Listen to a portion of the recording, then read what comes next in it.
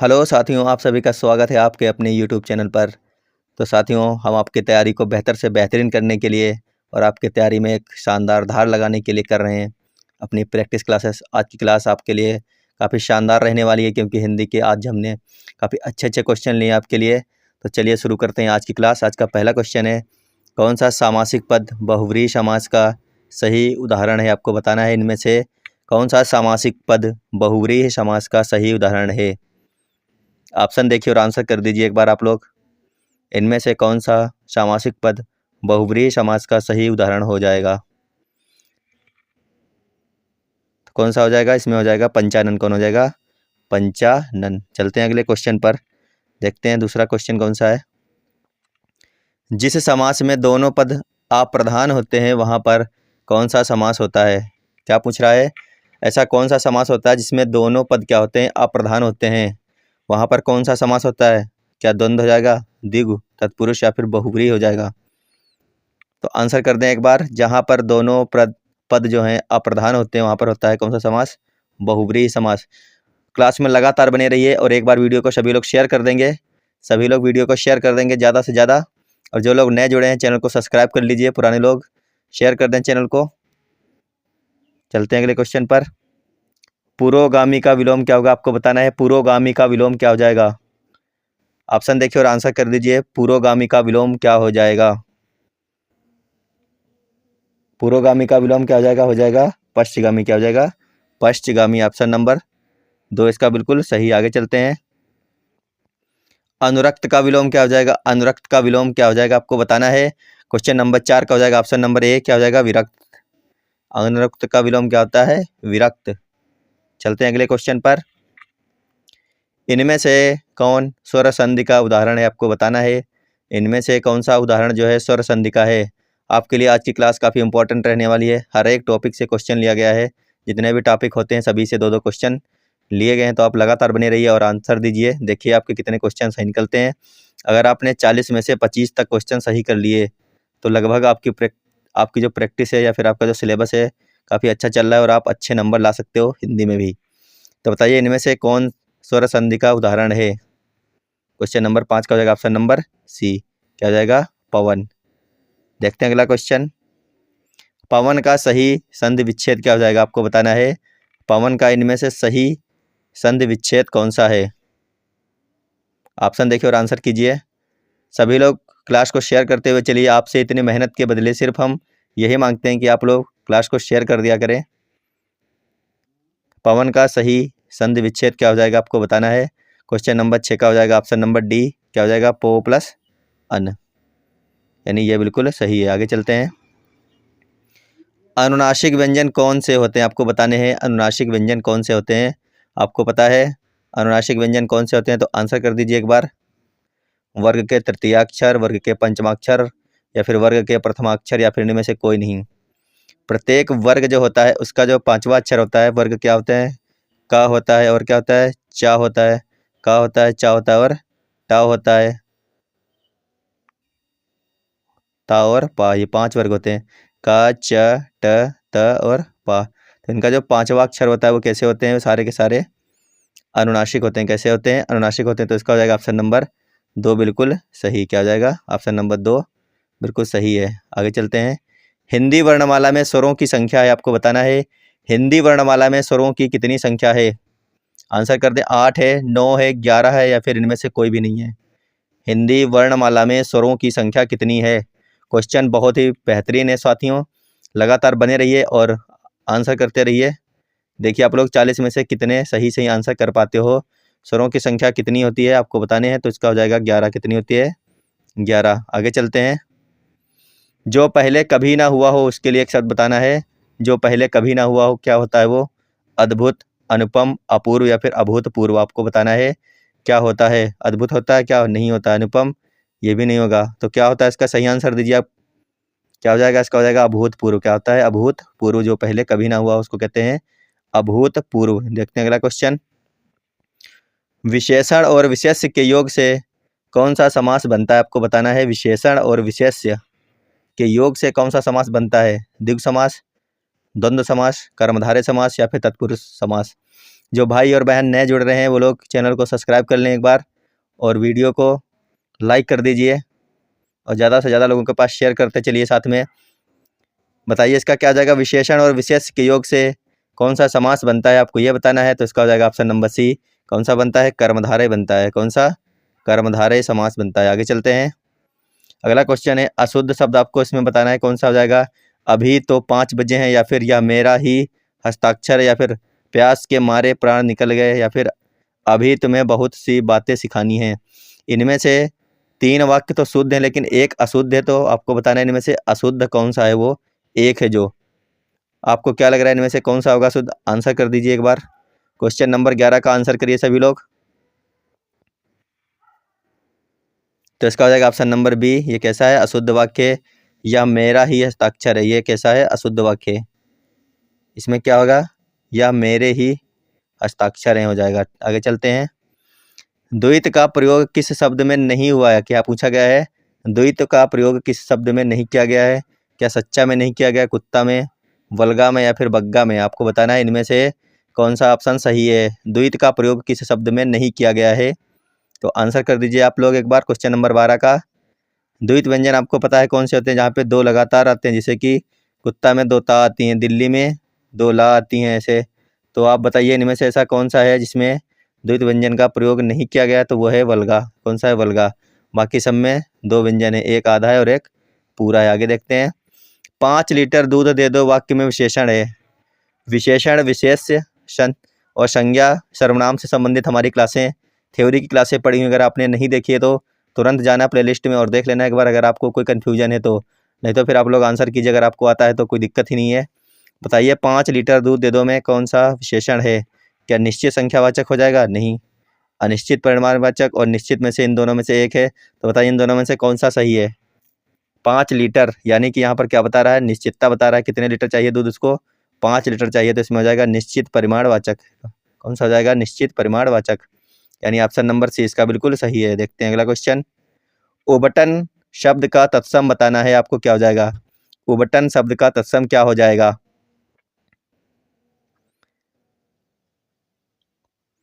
तो आंसर कर दीजिए एक बार। उबटन शब्द का तत्सम शब्द क्या हो जाएगा। क्वेश्चन नंबर 14 का आंसर करिए सभी लोग।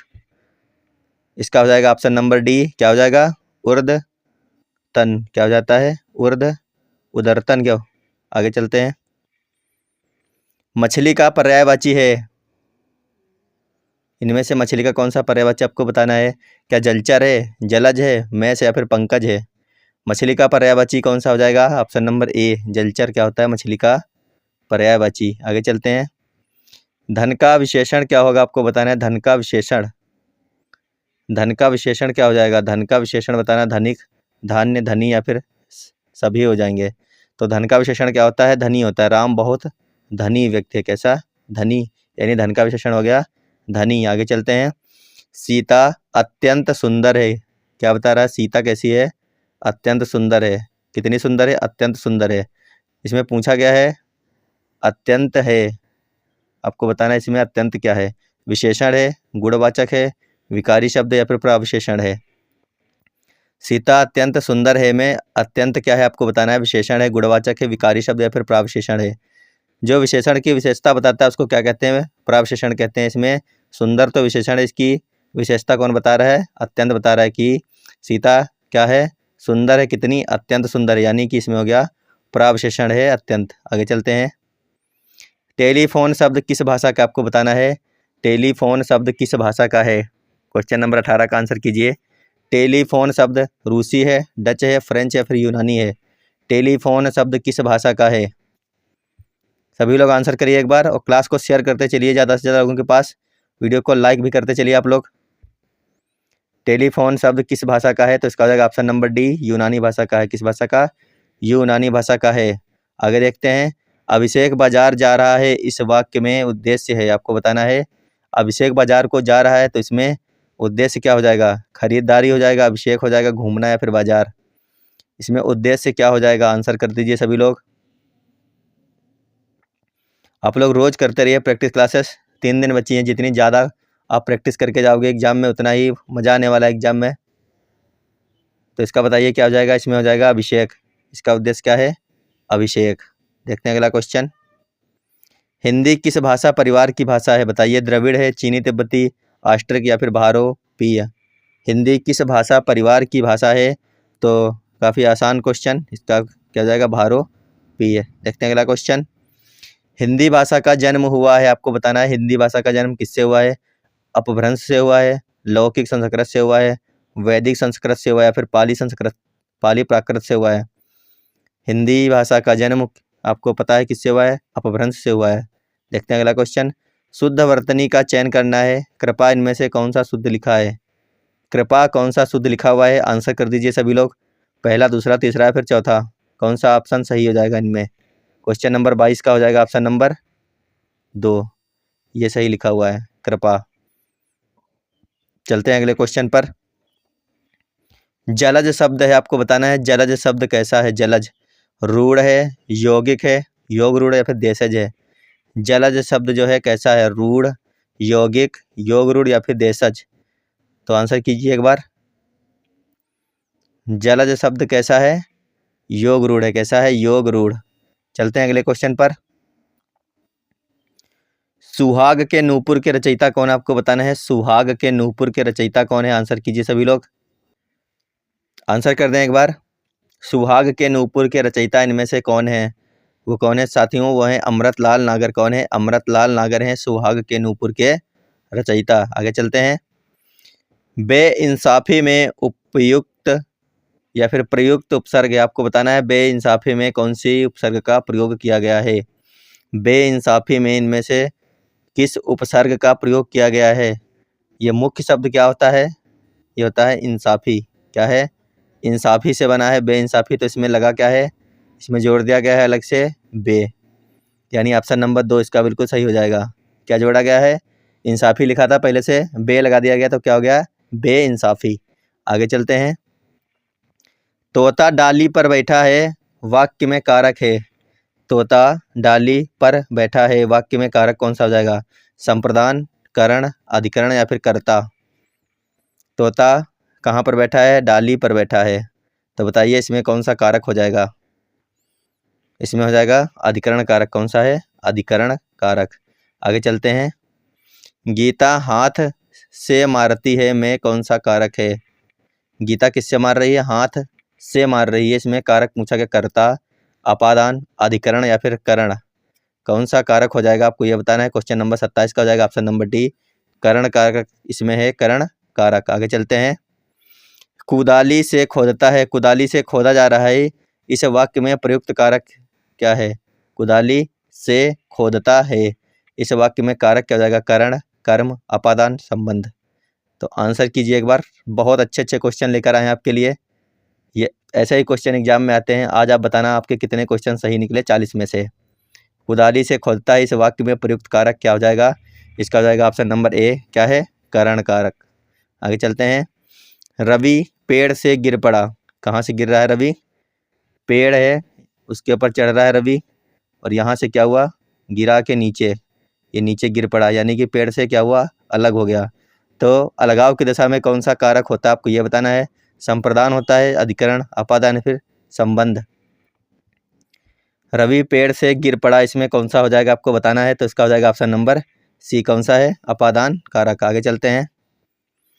चिरायु शब्द में प्रयुक्त उपसर्ग है, चिरायु में उपसर्ग क्या हो जाएगी? चिर आयु में उपसर्ग क्या हो जाएगी आपको बताना है। क्वेश्चन नंबर 30 का आंसर कर दीजिए सभी लोग। चिरायु में प्रयुक्त उपसर्ग क्या हो जाएगी? मुख्य शब्द क्या होता है? आयु। क्या होता है? आयु। इसका बनाया गया है चिरायु, तो इसमें क्या हो जाएगा बताइए? उपसर्ग लगा है चिर, यानी ऑप्शन नंबर डी या चौथा ऑप्शन बिल्कुल सही है। आगे चलते हैं। कालिंदी शब्द पर्यायवाची है, आपको बताना है कालिंदी शब्द किसका पर्यायवाची है? मेधावी, मुनि, लहर या फिर यमुना? कालिंदी किसका पर्यायवाची है इनमें से आपको ये बताना है। काफ़ी आसान क्वेश्चन है ये, इसका हो जाएगा ऑप्शन नंबर डी, यमुना जो है इसका पर्यायवाची है कालिंदी। आगे चलते हैं। निम्नलिखित शब्दों का सही संधि विच्छेद क्या होगा बताइए। प्राप्तोदक का सही संधि विच्छेद क्या हो जाएगा? प्राप्तोदक का संधि विच्छेद आपको बताना है, इनमें से कौन सा सही हो जाएगा?